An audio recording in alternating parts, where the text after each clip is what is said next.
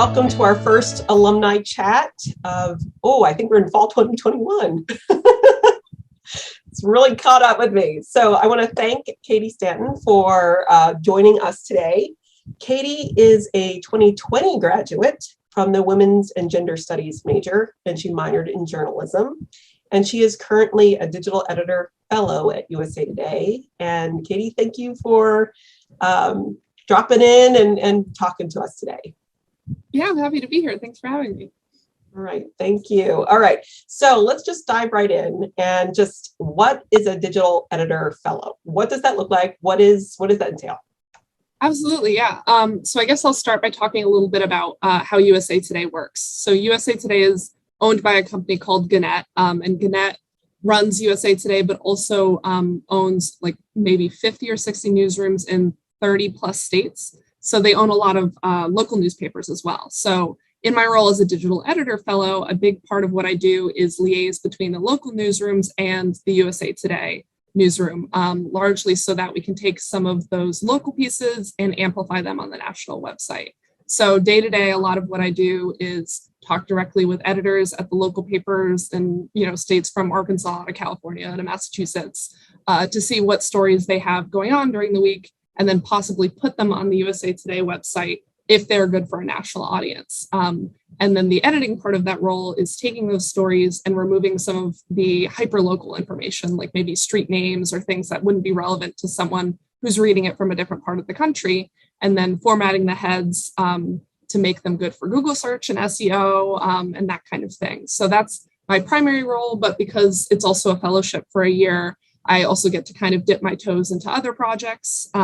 So one of the main ones, I don't know if I mentioned, but I just started the fellowship about 2 months ago. But one of the main projects I got to work on that was really cool was we have been a newsroom, for a long time. And so with the 9/11 anniversary, I actually got to take some of our archived content from 2002 and repost it onto our website in 2021 to show what news coverage of the day was, or the year after the day was like, and refocus that coverage. So that was a really cool project. And then in my free time, when I'm not pulling articles, I also get to pitch and report. So I'm working on a couple of different enterprise pieces that could end up on the website, which is really cool as well.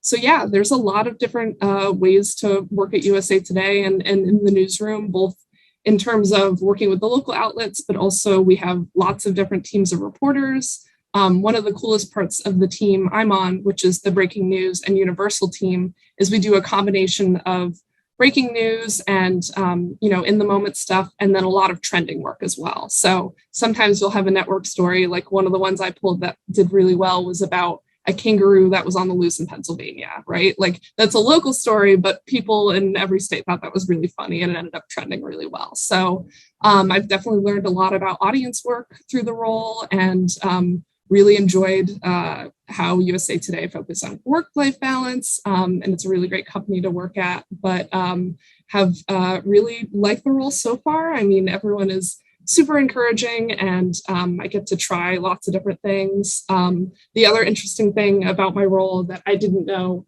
until close to when I started is I have a little bit of an abnormal work schedule. I actually work Sundays through Thursdays. So just signed off around 2:30 for the end of my work week. I get tomorrow and Saturday off. And then I also work a morning shift. So I work 6:30 a.m. to 2:30 p.m., which is a little bit non-traditional, but there's not many reporters awake at 6:30, 7 a.m. So sometimes I get to do some cool breaking news, which is neat. And it was an adjustment that I was totally willing to make to be able to have a really cool role like this. So that's a little bit about what I do on the day-to-day. That's really varied. So I have to say, I realize on the call today, and those of you that are joining later for the recorded version, we're going to talk about like how Cady got this job and what that process looked like. But we're going to rewind and we're going to go back to college when we met, and you started looking for internships. So we'll start there. So everyone who is listening, if you are, no matter what stage you're in, we'll talk about what that looked like for Cady and what that might look like for you. So Cady, as you think back, what was your process like when you were looking for internships? And I know you've had a number of them. So wherever you want to go, whether it's timelines, networking, applications, anything that you feel like would be useful information for sophomores, juniors, and maybe even seniors who are looking for internships to know? Definitely. So I actually didn't really start developing my passion and interest for journalism until my sophomore year. I took Ann Oldenburg's intro class, got into the minor, was really excited about it, and went, oh, I really want to work in this field and get experience. So before I even started applying for internships, I looked at on-campus opportunities, wrote for the Hoya, did a lot of work with them, became a news editor, and then tried to leverage that experience into internships. Something Jackie, mentioned briefly that I could talk about for a long time, and that Jackie really helped me hone my skills in, is networking. And it I think is a very uncomfortable and not fun word for everyone. It definitely wasn't for me. It always felt really odd and awkward and uncomfortable, but it's a huge part of how I got my internships and how I ended up even building my confidence in journalism, because especially if you want to be a reporter, hopping on the phone and cold calling someone or doing kind of an awkward interaction is what you do in the job. So I even developed a good work experience from that. But in any case, I worked really hard at developing relationships with professors at Georgetown, including with people in the journalism department, and talking to them about possible opportunities, largely because journalism is a really competitive field, both as an undergrad when you're trying to get internships and after you graduate. I remember the summer after I graduated, NPR had a particularly competitive fall internship season because they made it remote, and they had something like 26,000 applications for less than 150 spots. It was absolutely bonkers. So networking can be a really good way to get your leg up with that. And something I like to tell a lot of undergrads about in terms of networking is there's a really big power behind just a Hoya Saxa. Jackie showed me the tool early on of going on LinkedIn, typing in a company you're interested in, and making sure they're a Georgetown alum all within that bar. And I sent cold message after cold message, trying to give it a shot, just to get people to talk to me about their career path or what the experience in that newsroom is like. And the worst thing that's going to happen is they're just not going to reply. I don't think I've ever had someone even say no. They'll just say, oh, can you talk to this person instead, or just not get back to me. So in any case, one of the internships I had was at The Hill, and Ann Oldenburg in the journalism department. A lot of kids from Georgetown intern there, and it's a great opportunity. But to be frank, it's also an opportunity that I was able to do because it is an unpaid internship, and I had an on-campus job to try to balance off the costs of it. So that's definitely another challenge in journalism, is they're either underpaid or unpaid in most positions. So that's something to think about. But that internship did get me good experience covering Congress. I went to the White House Easter egg roll, did fun things like that. So really appreciated that. And then my senior year, I interned at the Washington Monthly, which is a political magazine in DC. And I had a friend intern there, and he recommended I applied. And I kind of applied at the last minute. I think maybe one of their interns had dropped out, and I was able to slide into the spot, that kind of thing. But it was a really cool experience that, couldn't go in person due to COVID at the end, but got a lot of really cool clips and experience with fact checking there as well. So ultimately, really love those internships and got great clips and publishing experience. But when I think about what made me most prepared for, the internships and for a career in journalism, my work at the Hoya was really what prepped me. And that was, a free, easier application opportunity than a lot of the internships I had, because, especially as a news editor, for anyone who works on campus newspapers, you're just, you're up till 2 a.m. You're working so many hours a week. You're when you make a mistake, it's your responsibility, not your editor's, So there's lots of ways to get experience outside of internships, if that's a challenge for you, as it is for most people. But at the same time, it's worth putting those applications out there, because, no one's able to say no unless you don't apply. So I don't know. Like I said, the biggest thing that I recommend in terms of trying to get your foot in the door is just reaching out to people, especially people my age, a couple years older. I had a bunch of luck talking to maybe 2008, 2009 grads when I graduated, because they had a similar experience to me, kind of walking into a job market that's close to recession or in recession. And, Hoyas really want to help other Hoyas. As long as you can get over the hump of feeling awkward or uncomfortable with just reaching out, that can be a really helpful way to either bump you up or just for you to get a sense of what you like and don't like, what you think the newsroom is going to be like, that kind of thing.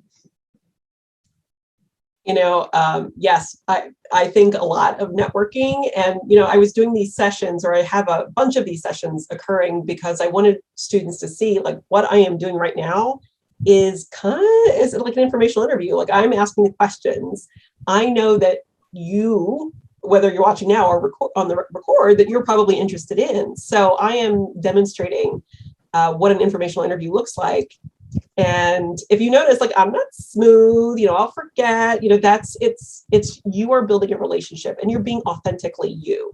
So I think that would be my advice in that, is just being authentically you as you're doing, as you're reaching out. I don't know, Cady, if you wanted to say something that it can feel artificial. And I think we had talked about that. It really can. And it can feel, like you said, artificial, uncomfortable, like awkward, but ultimately, it's kind of like a low pressure version of a job interview, right? Like, you're testing it out. It's almost like you're on the other end because you're asking the questions instead of answering them. And that made me more comfortable on the phone. It made me more comfortable asking those tough questions. And I think that helped me ultimately when I did have actual job interviews, because I knew how to be, more relaxed and comfortable talking to someone who's in a position to hire me or above me. And I think that was really helpful. But also, if they're willing to take the 15 to 30 minutes to talk to you on the phone, like, they want to be there and they want to talk to you. So you don't have to worry about taking up their time or, making them feel uncomfortable at all. Like, they're willing to do that and they want to help you. So as long as you, like Jackie said, like, be yourself and, ask the questions that you want to get answers to, like, it's going to work out really well. Thanks, Cady. And as you were talking about like the various internships you were participating in, I want to go back to timelines and the variability of timelines in these industries, knowing that those of you who are on the call and those of you that are watching the recording, that there is the finance consulting juggernaut that comes to Georgetown at various times of the year, and the sense of, am I behind? So knowing that there are some, there's some deadlines, but generally speaking, I would say they're variable. What are your thoughts on it, Cady, about timelines? Yeah, I mean, it totally depends on the organization, right? So like some of on the like media and news and those juggernauts, I'm thinking, the Post, the Times, LA Times, et cetera, their deadlines for next summer are basically like in the next few weeks. So like they do their internship setups, like you apply in October to start working in June. It's like kind of a wild thing. And it reminds me a little bit of that finance consulting pipeline. But I would say like a majority of the places that I've applied or looked into, smaller or medium size, could be anywhere from like a couple months ahead to like weeks ahead, or like, the most frustrating part for me applying to internships and jobs is that as much as they want to hire people, there's not a lot of consistency, just like Jackie was saying, right? Like there were times I kept this whole spreadsheet of internships and jobs I applied for, and I would have to just like highlight them and write in, okay, I haven't heard back. I applied on this date. It's been 8 weeks. Now it's appropriate to follow up, like that kind of thing, because it was so all over the place. And the most common thing I would find out was just I would never hear anything. Or, as sad as it was, I would spend maybe an hour every week just typing in the job title into my Twitter search to see if anyone else had announced that they got the role, right? Just because the communication can be so all over the place. So I wouldn't, try to get too frustrated about that, because it's just the way the industry works. Like they're so scattered trying to keep things afloat in a lot of these newsrooms that like that kind of communication isn't fully there. But like, even if you feel like you're a little bit behind or late in applications, there's so much variation in terms of when those deadlines are, or even when the internship starts. Some organizations I know will start spring internships in January while others start them in March, right? So you could come January and there's still a couple of internships open. And that kind of comes down to like, if there's a specific company that you want to work for, that'll be a little different. They'll have specific deadlines. Whereas, if you're looking just for a internship in a certain area, then you'll have a little more variability in terms of what's due when. But in terms of that, like kind of spreadsheet I mentioned, that was helpful for me, not only when I had applied and was wondering when I might hear back, but also, I would check like the journalism newsletters, or Jackie would send me an opportunity, or I would see something at Twitter, et cetera. I would just throw the dates and the links and the title into the worksheet so that when I did have time to go to apply to jobs, I would go, oh, I need to do this one first because it's due in a week, or I need to do this one later because there's no date, that kind of thing. So definitely recommend that kind of system because, it isn't like early October, everything's due for everyone. It's just so all over the place. And that's what I've noticed, but it's good to have reinforcement, people that have gone through it and can say, yes, that is true. Well, it's very stressful too. I don't want to say that's not true. Like I felt really overwhelmed by it. And a lot of it kind of felt like I'm, staring at a blank wall, waiting for something to happen. But persistence and like a little bit of strategy to it in terms of networking and staying organized can be helpful. So as you're kind of waiting for that internship to break, and we were talking about this earlier, what skills do you think would be helpful for people to develop, or what approaches should people take? Anything that you want to riff on that way? Yeah.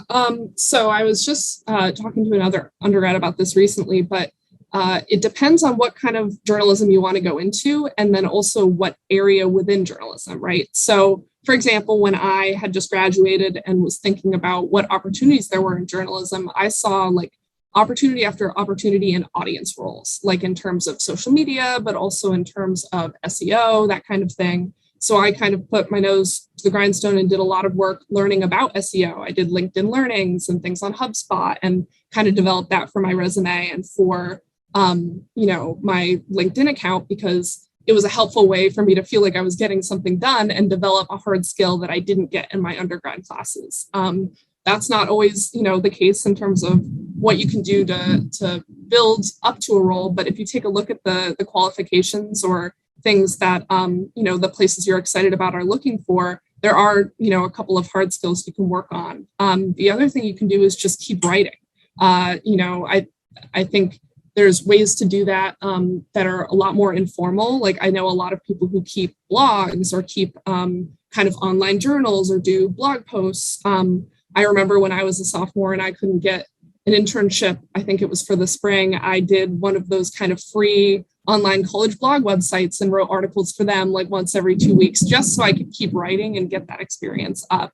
So that was really helpful. And then what we talked about with networking, like when I was really grinding on job applications, like it can be exhausting, but I would say, okay, I'll try to do this many applications a day. And in this week, I want to do 3 to 4 coffee chats. Like I want to do 3 to 4, calls on the phone with someone. And that can be a way to get, like we talked about the interviewing and comfort with those calls, but then also making connections, even if that company doesn't have an internship open now. I know that happened to me a bunch of times where I would be interested in a company like Mother Jones and they don't have their internships open for another 3 months, but I want to hear what it's like to work there. Then when I applied, I would, keep in touch with that person I talked to, give them a heads up. I threw my hat in the ring, and whether it works out or not, it's another leg up that you can have building towards the future.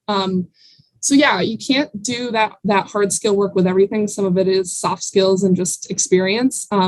But, if you have the time and you're trying to fill it with things that can help build you up, definitely keep writing, look at the qualifications for the things you're interested in, and then, networking as much as you can to also just figure out what you like about journalism. I know, especially given that reporting roles can be so competitive, there's so many areas of journalism, like within newsrooms that aren't that traditional route of writing and editing. It could be graphic design, audience work, even like maybe you're in the MSB and you're interested in finance. There's like the financial aspect of a newsroom. I know a friend who worked at the Hoya, really liked it, but then realized she wanted to get her MBA to work in a newsroom, that kind of thing. So, even those coffee chats can help you develop that understanding of what you like and don't like about journalism and where you hope to land. Thanks, Cady. So, I'm thinking now as we move from internships to jobs or that maybe those other the side gigs, freelancing. So I often get questions about freelancing. One, is it viable full time? Is it more of a side gig? And I know you did a little bit of it. What has your experience been freelancing, and what advice would you give to anyone who is interested in thinking about it or pursuing it? Yeah, for sure. So one of the realities about journalism that I think I touched on, but like haven't been super straightforward about, is that it's a really challenging industry, not only to get into, but just be in.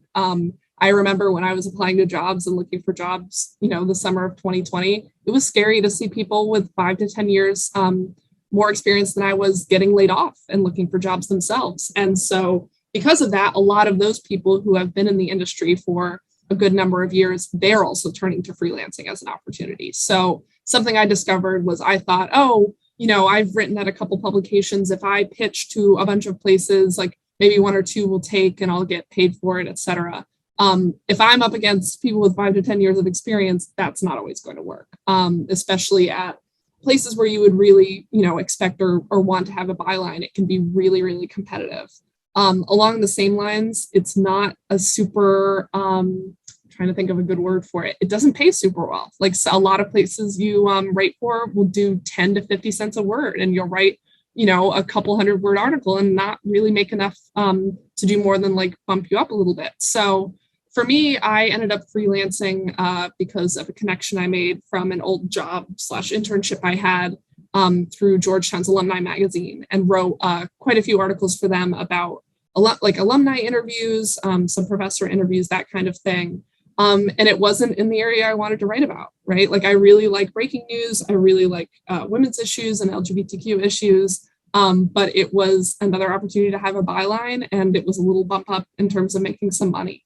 But for me, what I discovered is I had like a little bit of a warped sense, thinking, if I work my butt off, I'll be able to do freelancing full time right out of college. And the reality of that is that it's a super oversaturated industry, and it's really challenging to do that full time, if at all, especially without existing connections. A lot of the people who do well with freelancing have been in the industry for 20 years. And so they know editors at different places, or they have this background that speaks for itself that can really help them. So I think freelancing can be a really good option. It's the cold pitching, it's the starting from scratch that I hit a wall on, and a lot of people hit a wall on because it's so competitive. So, if you have connections at different places, or say, one of the opportunities I also looked into was I interned at the Monthly, and when I left, they said, you could always freelance for us. Maybe you can pitch an idea and publish through us. So, freelancing through those existing connections can be really helpful. But, to be brutally honest about it, as a full-time opportunity, it's incredibly challenging, especially for people our age just out of college. No, that's helpful. I know that a lot of students are interested in it, and clearly you did it, which was helpful, and again gave you more things to add to the portfolio, but not sustainable, it seems like. Not on its own. Like, I did it alongside a social media specialist job. I even did freelancing outside of writing. I did freelance social media consulting and social media writing. And like, it was a nice boost to my existing salary, but not something that, felt viable to do just on its own. Right. Well, that takes me to, we've talked about your internship experience, applications, all of that. And it takes me to like your time of graduation, which was May 2020. And that was kind of was one of the heights of the pandemic. And it was a hard time for graduates of that year. Can you talk us through what that looked like? Maybe what journalism looked like at that time? It already had been going through some challenges for a number of years, and then a lot of newsrooms were losing people at that time. And what did that look like for you? What did you do in between your graduation and your you just started here 2 months ago? What was your thinking? What jobs did you accept? I know you did some freelancing. What did that look like? Yeah, definitely. Like Jackie said, I didn't even have a full expectation that I would find a journalism job when I graduated in like February 2020, before everything went wild. So I knew it was going to be a challenge, but kind of the few leads I did have in March all fizzled because fellowships were canceled, jobs were canceled, and then a lot of people were laid off. A lot of industries were really hard hit by the pandemic, but journalism, local newsrooms, et cetera, already were struggling. And I would just watch week after week some of the people I admired on Twitter, Georgetown grads and otherwise, like say, I'm open for work now. Like, I got laid off. And it was really disheartening. And, even further, it affected, the jobs I could apply for, because even these entry-level positions, they say 3 to 5 years that normally people would tell me you can make up for in internships. Then you have people who have 5 years in journalism applying for them. It made it more competitive. It made it really challenging. And I ended up taking an approach of like a saturation of applications rather than a handful of like really focused ones, just to try to throw my hat in the ring to see who would even let me know I didn't get the job, let alone talk to me about the job. So it was definitely a frustrating time. I think I spent about 6 months like on the job hunt. And after 4 or 5, like I was talking with Jackie and other people and realized that it's not really about getting the job. It's about getting a job and having a salary. So I pivoted a little bit and ended up looking at communications jobs. I did a communications internship in undergrad. I interned as a press intern on the Hill and didn't feel like it was for me, but I think I opened my mind to it a little bit because that was political communications and there's so many other communications opportunities. So I kind of talked to myself and realized that I could, look at those jobs as long as it was for an organization that I believed in and I felt like I was doing good work for. And so I landed at a company called the Academies of Science, Engineering, and Medicine as a social media specialist, writing most of their tweets, Facebook posts, and LinkedIn posts. And it was a great opportunity. It paid, pretty well, especially for media and communications, and gave me the opportunity to move here to DC instead of being at home. So that was really great. But kind of jumping back a little bit, the other thing I did while I was job searching was I did a couple of kind of volunteer activities. So I don't know how many of you have heard of it, but there's this really great organization through Georgetown called GEMA, which is the Entertainment and Media Alliance. It's run by Rich Batista. And I had done the GEMA externship the previous spring. That was right when the school shut down. I was in New York on that program and, reached out to him and was talking to him about my post-grad plans. And he had the idea to start a newsletter for GEMA called the GEMA Gist.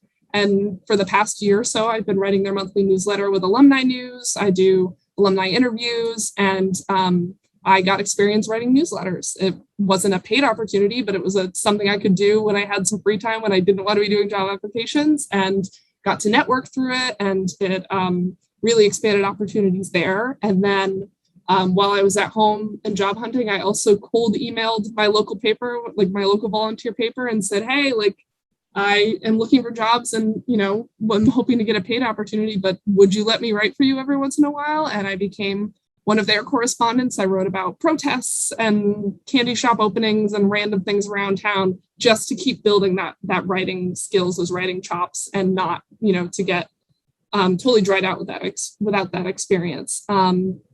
So yeah, then I started that communications role. It was a good opportunity to give me money and get me to DC. But after 6 or 7 months and like not loving what I was doing every day, but being okay with it, I said, I'll give it another shot now that the vaccine is here and there's a couple more opportunities, and, on a whim applied to jobs and ended up at USA Today. Like I was telling Jackie this, but, I did work really hard. I did all of these things to build up my chops to stay on top of writing, et cetera. But ultimately, I think a bunch of it came down to luck and timing in terms of me getting this job and then looking for someone like me at the time. Really am grateful for the opportunity, and I'm grateful for my time at the National Academies as well. I was primarily doing social media copy, but saw that their press office was short-staffed on writing feature stories for events. So kind of reached out to them and said, when I'm not writing tweets, can I write a feature story or two for you? And they said, sure. And so I took a communication social media role and pivoted to get a couple clips, so it wasn't what I was looking for when I was looking for a job, but it landed me where I am now. And also, was a good first job experience. They had good work-life balance there. They had a great DC office. I, learned a lot about being an employee when I'm not a student, that kind of thing. And, ended up giving me good experience that I could leverage around SEO and kind of like search optimization that I use in my role now. So I talked about that in the interview and it made a big difference. So big jumping around, lots of different things there, and can answer any questions about those things that I did after graduation as well. But also don't want to underplay how like immensely frustrated I was, and it wasn't just me looking in journalism. I had all these friends and roommates who also just couldn't get a job, let alone the job. And it was just a really brutal time, quite frankly, for my mental health, for my like self-esteem. And it was a real challenge. And I'm glad that, me and so many of my friends were able to get through it, but really empathize for the position to be in of, I feel like I did everything right and I want to be where I'm supposed to be, but all these things out of my control aren't letting me be there. So I can definitely relate to how challenging that can feel. Yeah, we remember that was a rough time to graduate. Jackie was there. I was on Zoom with her, like close to tears, being like, I'm doing it all right. Why isn't it working? It was hard. That whole year was really tough for so many graduates, but especially for people that wanted to go into journalism. And I guess that leaves me to my last question before we kind of turn it over to questions from the folks who are with us live. But as you look back on all of this, from internship to your freelancing to eventually where you are now, are there any kind of last words or advice, if you do nothing else than this, or maybe even any questions I didn't ask that you're like, oh, you should know this? So open to anything that might occur. Yeah, for sure. Well, I was reflecting on this a little bit earlier, and one of the other things I did right after graduation was this really cool series through the Career Center that they put on for 2020 grads, because there were so many of us in the same position. That was kind of like a reflective once a week seminar on, what makes you a good employee? Who are you? What are you looking for in a job? What would a job get from you if you were to work for them? And it really helped me reflect on, why do I want to go into journalism? Why do I want to be a reporter? What about this field is drawing me in? What makes me interested in it?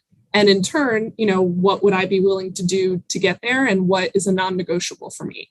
And I think we think about that like a little tangentially when we're applying for jobs and figuring it out, but really forcing myself to sit down with the discomfort of like, this is the salary that I could live on doing my dream job. And this is the salary that's a lot higher that I would do if it's a job I don't like that much, or, I would be willing to not work in journalism as long as it's a company aligned with these values of mine, that kind of thing. And it was a hard conversation to have with myself, but made the world of difference in terms of where I was applying and where I could get a job, because not only was it helpful for me to know that I wasn't going to work somewhere I didn't want to work, but also that, the job and I matched up. They would also, hopefully want me. And part of that was understanding that I did want to be a reporter and I love the writing aspects of journalism, but I also love editing. I edited at the Hoya. I did fact checking and research at the Washington Monthly. And so I stopped just applying to reporting roles or anything that came on my desk, and started thinking about what possibilities there are for me as an editor. And that's how I ended up finding this USA Today job. So that is like a little bit of a tiny shift in journalism. But the big thing I would recommend is, if you are interested in, journalism with a big J, like think about what part of it you love. Like for me, it was being in a newsroom. I was looking at, being in the Hoya newsroom, looking at the page, getting things printed out, having people see the work that I worked on was important to me, but it wasn't about the writing or the specific thing with my name being on the byline that really made me excited. It was producing something that brought good into the world and that people were reading and enjoying. And so because of that, I looked at a lot of audience jobs, for example, being a social media manager in a newsroom, because I could still get that same thing I wanted, which is getting an audience connected with work without writing the work myself. So really, I think journalism is a lot about hard work and pushing through the challenges in the industry. But ultimately, there's a lot of ways for you to land in that area, as long as you know what you like about it and what you want to get out of it.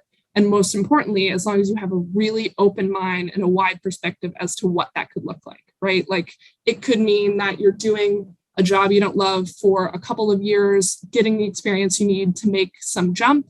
It could mean you really want to write about a certain beat, but it's not going to happen until you're at a certain editing or reporting level 10 years down the line. As long as you see, you don't have this like kind of tunnel vision as to what your dream journalism job has to look like, there's a lot of ways to get your foot in the door as long as you keep that really open mind about what it could look like for you. Great, Cady. And on that note, for those of you that are here on the recording, I'm going to stop the recording. And those of you who are live, I will join you in a second.